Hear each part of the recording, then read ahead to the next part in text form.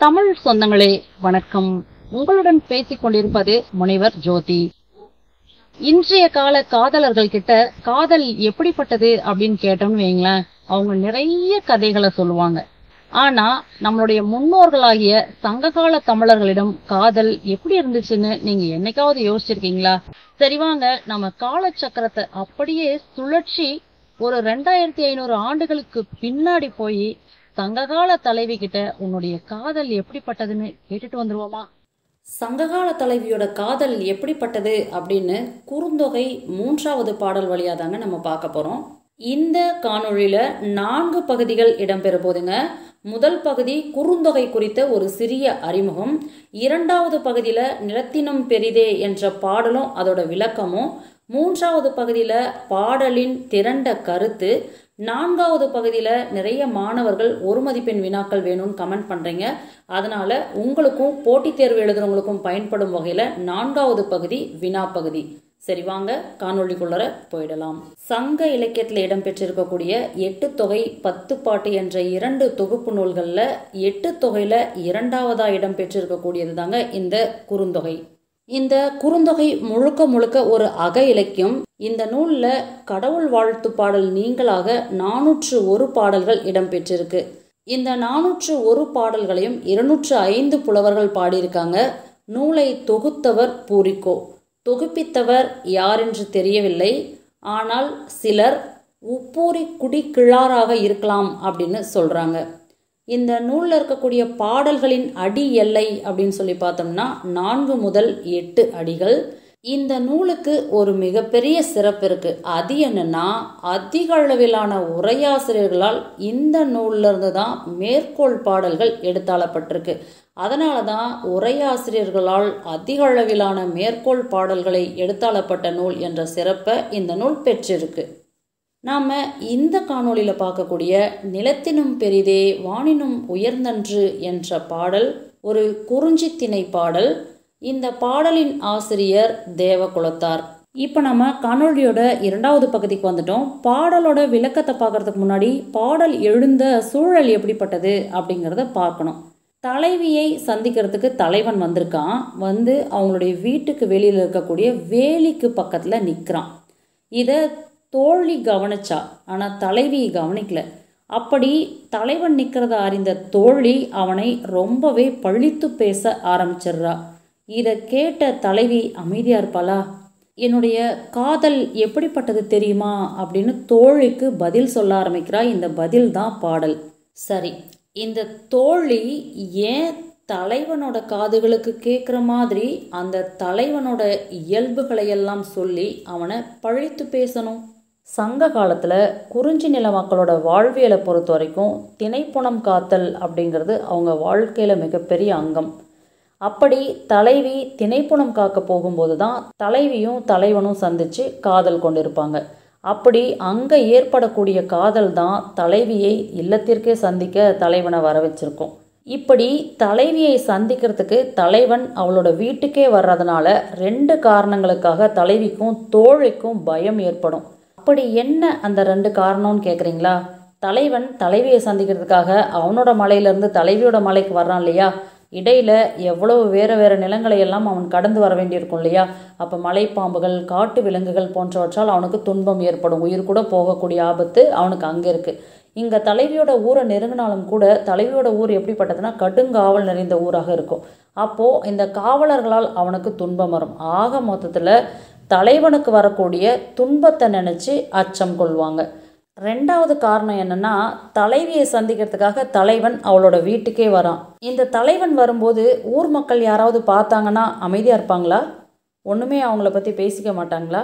அப்படி இந்த தலைவி தலைவனை பற்றி குசு குசு குசுன்னு காதும் காதும் வச்ச மாதிரி பேசிக்குவாங்கல்ல, அதை தான் ஊர் அலர் அப்படின்னு பண்டைய காலத்தில் சொன்னாங்க. இப்போது தோழியும் தலைவியும் இந்த ஊர் அலரை நினைத்து தான் பயப்படுறாங்க. பாருங்க, அந்த காலத்தில் ஊர் அலர்னு இருந்திருக்கு, இந்த காலத்தில் நம்ம புரணி பேசுகிறாங்க அப்படின்னு சொல்கிறோம். பேர் தான் மாறி இருக்கே தவிர மக்கள் அப்போ இருந்து இப்போ வரைக்கும் இப்படி தாங்க இருந்திருக்காங்க. இப்படிப்பட்ட ஆபத்துகள் தலைவனுக்கோ தலைவிக்கோ வந்துடக்கூடாதுன்னு தான் தோழி நினைக்கிறா. தோழி மதிநுட்பம் நிறைந்தவள், பக்குவப்பட்டவள். அதனால் இப்படிப்பட்ட ஆபத்துகள் தலைவனுக்கோ தலைவிக்கோ வரக்கூடாதுன்னா அவங்களுக்கு 2 பேருக்கும் திருமணம் நடக்கிறது தான் சரி அப்படின்னு அவன் நினைக்கிறான். இப்போ தலைவியை சந்திக்கிறதுக்கு தலைவன் வந்திருக்கான் இல்லையா, இந்த சூழலை பயன்படுத்தி திருமணத்திற்காக காலம் தாழ்த்திட்டே போயிட்டு இருக்கக்கூடிய தலைவனுக்கு திருமணம் குறித்த எண்ணத்தை வர வைக்கணும் அப்படின்னா அவனோட இயல்புகளை பழித்து பேசுறது தான் சரி அப்படிங்கிறதுனால தான் அவனுடைய காதுகளுக்கே கேட்குற மாதிரி தலைவனோட இயல்புகளை பழித்து பேசுகிறா தோழி. இப்போதான் தலைவி பதில் சொல்ல ஆரம்பிக்கிறா. பாடலை பார்த்துருவோமா? நிலத்தினும் பெரிதே வானினும் உயர்ந்தன்று, நீரினும் ஆறளவின்றே சாரல் கருங்கோல் குறிஞ்சி பூ கொண்டு பெருந்தேன் இழைக்கும் நாடனோடு நட்பே. பாருங்க, தன்னுடைய காதல் குறித்து தலைவி என்ன சொல்றா அப்படின்னு, நிலத்தினும் பெரிதே, அதாவது நிலம் எவ்வளவு பெருசா இருக்கு, அதை விட என்னுடைய காதல் மிக பெரியது அப்படின்னு சொல்றா. வானினும் உயர்ந்தன்று, வானம் பார்த்தீங்கன்னா இவ்வளவு உயரம்தான் இருக்கு அப்படின்னு அளந்து சொல்ல முடியுமா? அது பறந்து விரிந்து எல்லை இல்லாதது இல்லையா? அப்படிப்பட்ட வானத்தை விட என்னுடைய காதல் உயரமானது அப்படின்னு சொல்றா. நீரினும் ஆறளவின்றே, அதாவது கடல் நீரை எடுத்துக்கோங்க, கடலோட ஆழம் எப்படிப்பட்டது அப்படிங்கிறது நமக்கு தெரியும். அந்த கடலை விட என்னுடைய காதலின் ஆழம் பெரியது அப்படின்னு சொல்றா.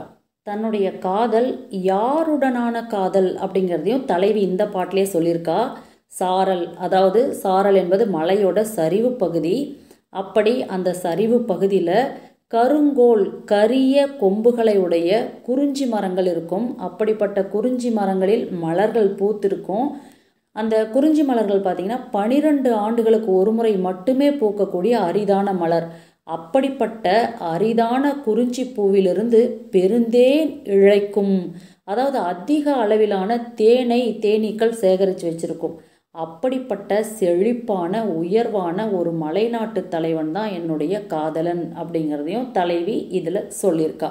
இப்போ காணொளியோட 3வது பகுதிக்கு வந்துட்டோம். பாடலின் திரண்ட கருத்து.